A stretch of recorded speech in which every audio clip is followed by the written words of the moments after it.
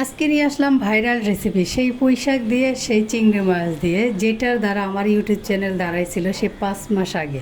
Hello, আসসালামু আলাইকুম, সবাই কেমন আছেন? আলহামদুলিল্লাহ, আমিও ভালো আছি। আজকে কিছু কথা শেয়ার করার জন্য আজকে চলে আসলাম আমি রান্না করতে। তারপর ভয়েস বসাইলাম, তারপর হচ্ছে চিংড়ি মাছ, তারপর হচ্ছে কী শাক এটাকে বলে, পুঁই শাক। তারপর আমি আর আমার বোন দুইজনে যাই বাজার করছি আর কি, এই ভাইরাল রেসিপিটা করার জন্য। আর এই রেসিপিটা হচ্ছে আমার সবচাইতে পছন্দ। পুঁই শাক দিয়ে চিংড়ি মাছ দিয়ে ঝোল ঝোল রান্না করলে অনেক মজা লাগে।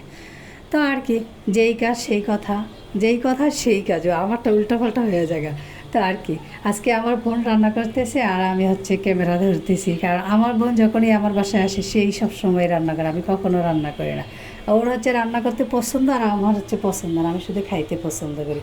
আর আমি হচ্ছে ক্যামেরাম্যান, একদম ক্যামেরা ধরে রাখি। তা আজকে আমার কেন জানি মনে হলো যে অনেক দিন পরে, যেহেতু আমি আরও 5 মাস আগে একটা ভিডিও আপলোড করেছিলাম চিংড়ি মাছ দিয়ে, তারপর পুঁই শাক দিয়ে, সেটাতে আমার ভিউ হয়েছে হচ্ছে 15,000 ভিউ হয়েছে। সেই ভিউ থেকে আমার আজকে লোভ হয়েছে যে আমি আজকে পুঁই শাক দিয়ে চিংড়ি মাছ দিয়ে রান্না করবো। দেখি আজকে আমার ফেসবুকে এই ভিউটা হয় কি না।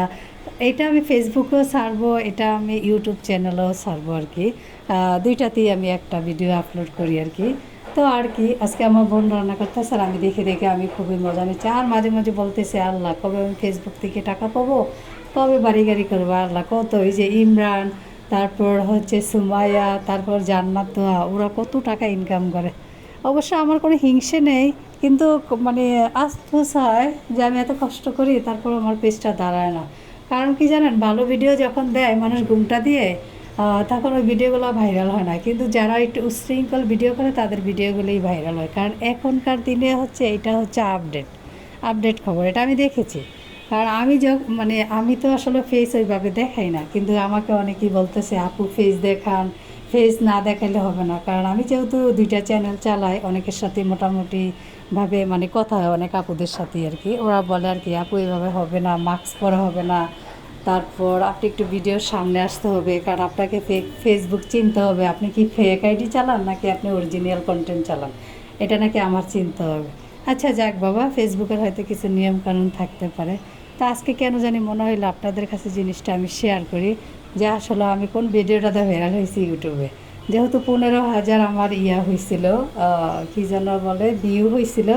কিন্তু ওইখানে আমি কি করছি, এই ভিডিওটাতে আমি করছিলাম, মিউজিক বসাইছিলাম, সেটাতে আমার কপিরাইট আসছে। আর আমার যেহেতু ইউটিউব চ্যানেল মনিটাইজেশন করা, কপিরাইট ভিডিও তো আমি একদমই রাখতে পারবো না, পরে আমি ভিডিওটা কাইটা ফেলছি।